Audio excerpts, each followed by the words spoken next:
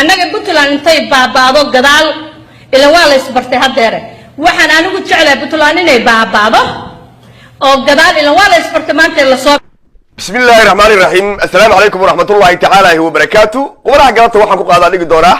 Saadiya Firimbi abaanduulaha ciidanka Aaranjan oo saaka garow warantay ka soo degto ayaa tunka inta la qabtay Siciidane diyaaradda kala degay ayadoo afka qayra ku shubatay waa dul istaagi doona sababaha loo soo ceyriyay ayadoo waliba tiri reer Puntland dani muxuu iga rabaa ana afka reer Puntland ku hadlaya waxa diyaaradda looga rabay ana idin sheegi doona qodobka waa dul istaagi doona waxa kale oo dul istaagi doona beesha biyamaal oo maanta xasuuq aad u baan ku dhacay inna lillahi wa inna ilayhi raaji'uun baan leeyahay allah u naxariisto dhalinyarada maanta la xasuuqay qaabka loo xasuuqay assassination-ka ciidda ka dambeysay xogo badan oo aan hayo waa idina wadaagi doona 34 baa dhimatay ilaa 45 waa dhaawac aad u halisa ayadana waa dul istaagi doona waxaan kale dul istaagi doona reerkii garxaajis ahaa oo jamhad aastay ayagana xog baan idinkaga haya aan ku hormaro Saadiya Firimbi baan ku hormarayaa iyo Puntland Saadiyo horay waxaad ogeydeen boosaaso tiri waa ka soo degayaa bisku diiq baan wadaa ilma diyaana dabada taagan ilma diyaana futadooda galayaa bay tiri eeraboorka boosaasood 18 baa nafta ku weyday reer diyaana ciidankoodii u badan oo dhulka la dhigay ayagoo Saadiya Firimbi iyo bisku diiq ay wado u dagaalamaya maantana waxay tiri halkaas iyo ayadoo hadda cidii markaas caraysan ama dani ka soo horjeeda bay u ciidan tahay oo ciidanisa yuhuud Allah ka dhigay haddana ayadoo ciidan u ah Aaranjan oo la taliyaha weyn ee Aaranjan ay ka duulaa oo ayade nimanku haday jaan maxaa lagu gartaa habarta miskiinta ee Carab Saalax ee ka shaqeysa organization-ka adiga la ku rooyay organization-ka khaniisiinta ka shaqeysa bay Aaranjan miciin bideen xaalka Aaranjan meesha marayaan ii sheegayaan waxay tiri waxaan ka soo dagayaa garowe jimcaalaana u waardiyeynaya saaka hiirti waa bari araboorka gashaadan cadde Siciidane oo bartiisa fadhiya baa waay diyaaradda yiri ma soo qaadi kadib tunka la qabtay Saadiya Salax ma yadagi ma tiir dhaxaadka diyaaradda qabsatay ma dagayo ay taal kabtanka diyaaradda soo qabtay iga soo deg Siciidane iska bacdi karaan ugu iga yeerimay garowe Saadiya u soo dhuumatay diyaaradda laga soo rog afkay furatay waa taraayadoo leh Siciidane baa saa ii galay maxaa sameeyay ana jawaabta siin doonay ila dhigayso celinta uu soo celiyay waxay muujinaysaa shalay bay ahayd ay sanataro iyo gudoomiyaha ayaan darada ka soo cusboonaatay Puntland maanta in la dhaho anagu mas'uuliyiina deegaankayga u soconna siyaasad aan u socon in la dhaho diyaaradda ka soo dega Saadiyo afkay furatay hadal bay meesha soo dhigtay waxay tiri bal su'aal hal weydiyo dimuqraadiyadda Puntland see la iga celi dimuqraadiyadda soo mid aad u diintahay ma soo mid aad Aaranjan ciidanka ugu tahay ma dimuqraadiyadda maxay tahay dimuqraadiyadda aad ku doonaysaa garow ugu soo degtay Saadiyo waxa garow ilaa ka soo degtay lagu diidan ku sheegay shalay waxa lahayd Puntland inay burbudho oo baabado baan jeclahay sida laga soo bilaabo hadalkaagi horta ha soo dhageyso annaga Puntland intay baabaado gadaal ila waa la isbartay hadeere waxaan anigu jeclaa Puntland inay baabaado oo gadaal ila waa la isbartay maanta la soo bilaabo beesha aad ka dhalatay ee Carab Saalax buu kursiga kaaga dhacay abti ku fariiso ku yiri waad ku fariisatay balse maxaa laga dhaxlay wax qof kasta oo Puntland duminteeda iyo cadow kasta oo Puntland leedahay inaad soo raacdid baa laga dhaxlay Siciidane baa mar kale hadii aan la kuriyo kursiga kugu cimaamaday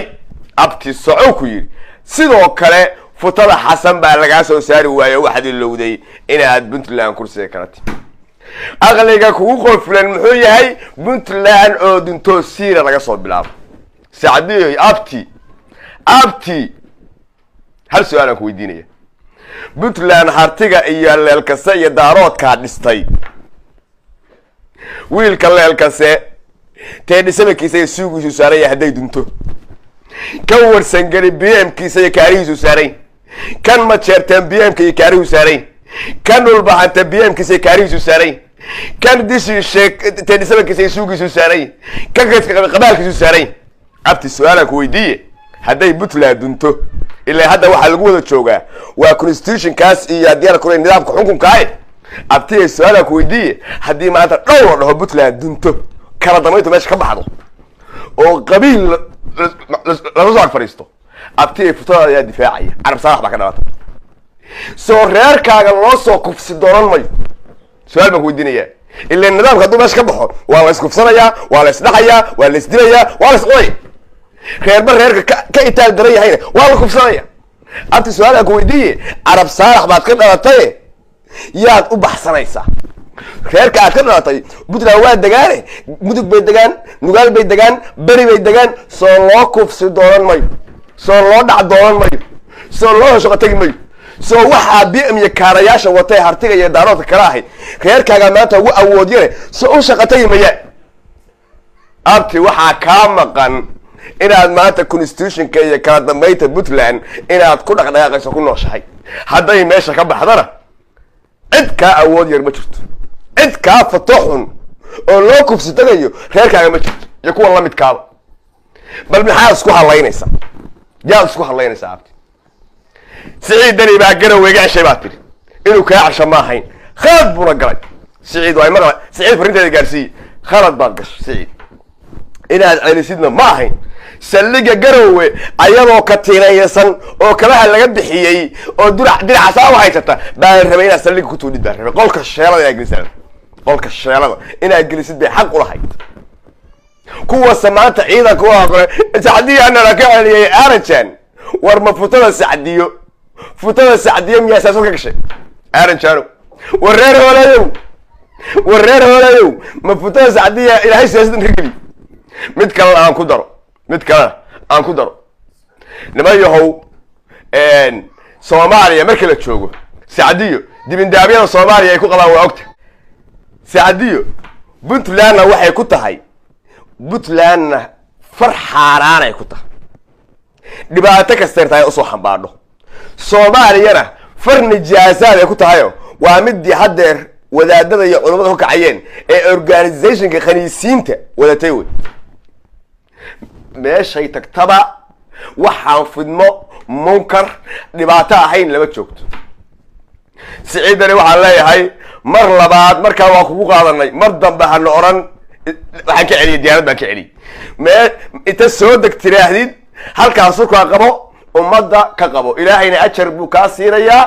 haddii alla ku royo ummaduna waa kugu ducaynaysaa say munkar iyo haddii alla ku royahay khaniisiin waxayn kama shaqayse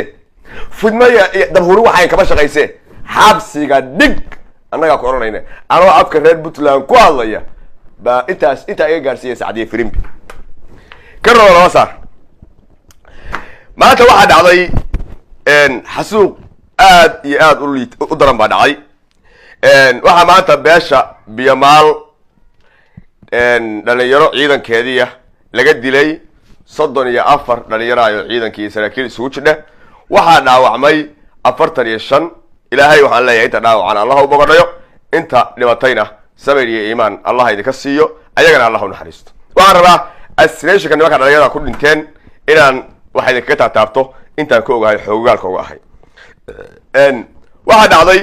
ciidankaas maanta waxaa lagu qarxiyo qarax loogu dhigay xerada jaalasiyaad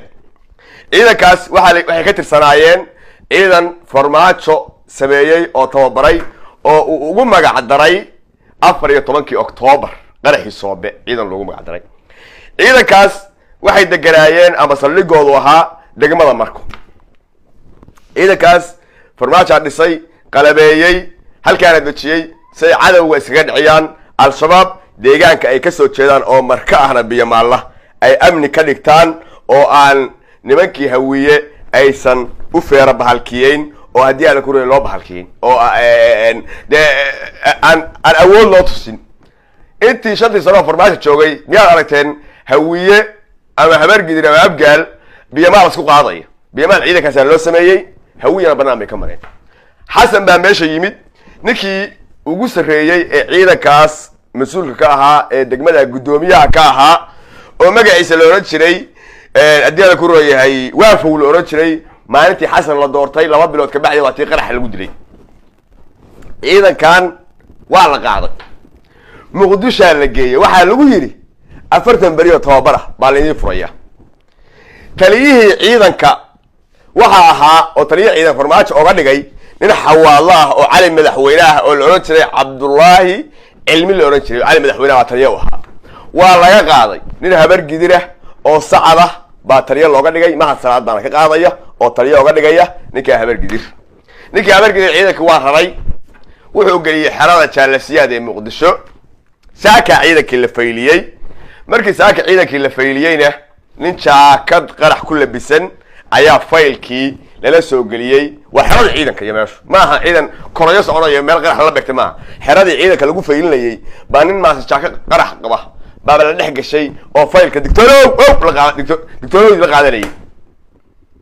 markii digtoorow la yiri digtoorowdi jig baa xigtay waa la kaa ciidankaas 34 biyamaal nafta waayay 45 biyamaal waa dhaawac ciidankaasi biyamaal oo soo canbay ahay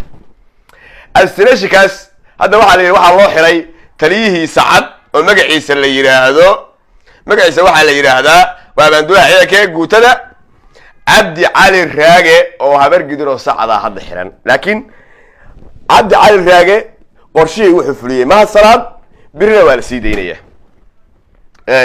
intaasoo ciidankaas ugu yaraan dhaawaca dhibashada burburka dee hal urur baa meesha ka baxay oo biyamaal ah inta hadayna ayr baa loo layn doonaa mid kalena waa idin sheegaya reerka biyamaal baa la hadlaya maanta markuu qaraxu dhacay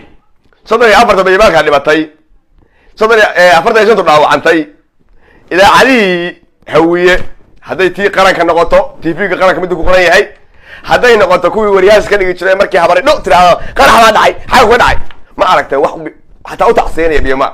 wax hatta qoraya ma aragtay TV qaran hadhiin kuwii qaraxyada qarax ka dhacay xaq baa neefs dhigay ma aragtay ma assassination ma salaad ka dambeeyay waliba hadduu qarax markuu dhacayna la yiri low profile laga dhigo oo hala aamusayo la buunbuunin ayuu ah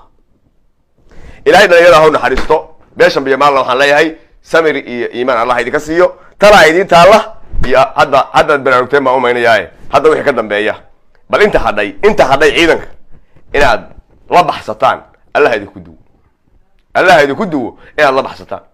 ciidamada farmaajo sameeyo dhan kulli waa la soo abjaraya kulli wixii ciidan farmaajo sameeyo dhan waa la soo abjaraya waa la baabiinaya maalin meel baa lagu shubaya maalin bixira la geynaya al-shabaab baa leeyahay weerara 4 dhinac leerka loo damiyo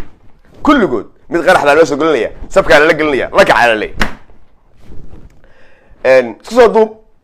beesha biyamaal waxaan leeyahay ilaahay samir iyo iimaan ka siiyo dhalinyarada baaba'day ee halka ku dhimatay inta dhaawacaana Allah u boqodayo inta kaga gudbaya taasina 10 haydi ahaato bal inta dhiman si aan la baxsan lahaydeena ka fakara oo ka shaqeey qodobka saddexaad waan dul istaagayo reerkii garxajis waa kaceen ciidan aroos oo bilaabeen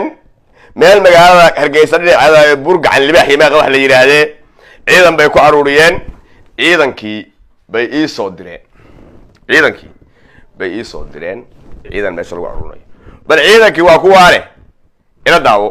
tumaxiyo rasaasiyo kid qararka dacartiyo yuraaciyo dilmooye kuntigaynu furaniyo kama kuma tagaa ilaahay baan ku dhaartay waana intaan ma ciidan idinka garxaajisow intaan ma ciidan idinka intaan qadaqaran baa ku filan qadaqaran hadii loo diro waa leefaysaa astaghfirullah laakiin yaanan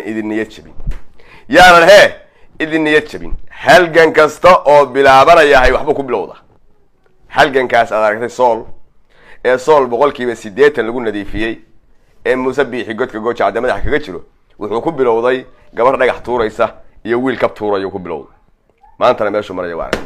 laakiin garxaajiso waa su'aale aan isweydiine ma leedihiin wiil laandheera dhalaya oo baar qaba oo garaad ah oo isin ah nooc doona ahaade oo dhigi kara gala dagaalka ma leedihiin ملادهين قرص دلي وهلكا او بخي كره او waxaan dili kara waxaan caafin kara maladi idin kama arag dagaalka waxa uu ah aasaaska iyo bilowga waxa koow ah garaajada garaacali oo kale maladi garaajada garaacali oo kale maladi gaad dagaalka markuu yiraahdo ka koone qof kasta ay wuxuu hayeen tadhigo soo rada wiil hadalkiisa maqlaya maladi idin ma arag laakiin laga yaabee inaan aqoon idin hayno aad leedihiin maladihiin barbaar حلاته توفوشة سأسي ديسا مركي جراتك الله أملاين مي وهدي هذي كدان والله ذيك حشون هاي قبلهينو سيدان برورتين بلاديس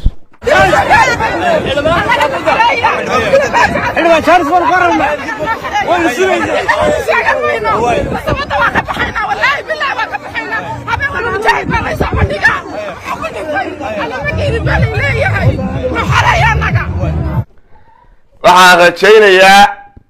kow hoggaan kama soo hadha baashuye calaanku dhalay labada calaan ee xiirxiiran horta bal iska xorkaxeeyo hoggaan samaysta labo keesada rag haybad leh oo muuse wax iska dhigi kara muuse waa wiil laandheera markii xaqiiqda laga sheego markuu hargeysa joogo si kasta isku hayno xaqiri mayo waa wiilka ku khudbayn jiray ana wax dili kara duca qaadan maayo waa wiilka saa gabdhaha uga oysiinaya waa wiil tadhahay marka waxa loo baahan yahay laandheernimo lagu sheegayo inaad beel tira badan ka dhalatay ma waa inaad kalsooni leedahay waa inaad tilaabsan ka dhaa waa inaad gacantaada aaminsan tahay waa inaad dadkaba inaad u aragtid waxa saa u simay ka dhisaan u soo mari kadib wiil inta samayn karo muuso kala maladi isin garaajada garaacali kala maladi ya wiil saas oo runta ku sheegay ayuu kala maladi inta adaa heshaan kafarna billahi kafar gudlahay muusa kala hawad dulbaysan hadii kala sooma waad baroonaysan gabdhaha saa u baroonaya dumarka saa u baroonaya habar jeclay habar awala dooshay ka qoslayaan dhakh bal maxaa uu laandheerayaasha maxaa qosolka ugu diiday wax iska xiliyay waayeen hadiina inta idin sheegay in lahayn nabayahu nasuga gooja cad markaan soo marno meesha aad joogtaan anaga idin kugu imaano idin ka xoreeyeen gabdhaha ooyayo Soomaalida ayo garxajisna wallahi oo billahi wallahi anagu hartiyaan ku daawanayn oo raadinayna oo xoreeyna xornimay raadinayaan annaga raadinayna xoreeyna hadaa idin ku xoreyn weydaan aad baa idin salaamaya garxajis horay u socdaa idin leeyahay inta idin sheegayna raadsada ciao